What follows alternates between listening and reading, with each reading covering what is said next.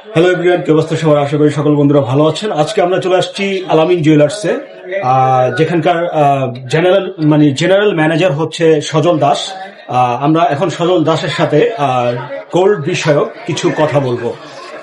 সজল দা, আগামী কিছুদিনের মধ্যে বা কয়েকদিনের মধ্যে গোল্ডের প্রাইস কিরকম আপ ডাউন করছে? বিগত 10 দিনের ভিতরে তো আপনার একটু জোরে কথা বলবো। 10,000 টাকার ডিফারেন্স হয়ে গেছে। বিগত 10-15 দিনের মধ্যে 10,000 টাকা ডিফারেন্স। এখন আপনার কি মনে হয় আগামী 2 বছরের মধ্যে স্বর্ণের দাম কি দ্বিগুণ হতে পারে নাকি কমতে পারে? বাড়ার সম্ভাবনা বেশি। বাড়ার সম্ভাবনাটাই বেশি না?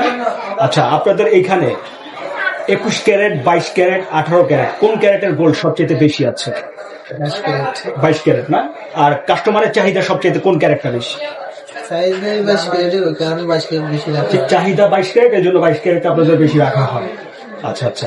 আর আমি শুনছি যে 18 ক্যারেটের নাকি গোল্ড ভালো, বা 21 ক্যারেটের গোল্ড নাকি ভালো, সেটার পিউরিটি কেমন?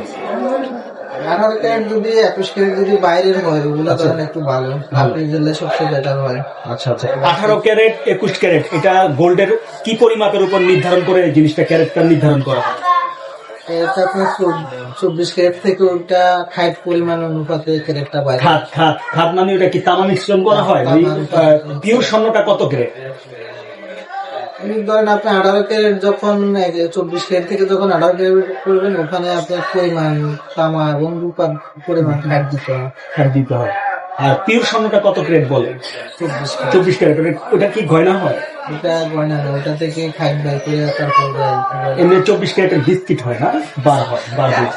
আপনাদের কাছে কি বার পাওয়া যায় বা আপনারা কি এনে দিতে পারবেন? হবে না? আর এখন আপনাদের কালেকশনে সীতাহারের কোনো কালেকশন বা রানীহারের কোনো কালেকশন আছে কিনা? আছে না?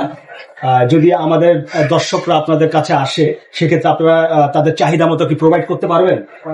ইনশাল্লাহ না? ওকে। আর আপনারা আপনাদের বেস্ট সার্ভিসটা আপনাদের কাস্টমারকে দিয়ে যাবেন, এটাই প্রত্যাশা করছি। ধন্যবাদ।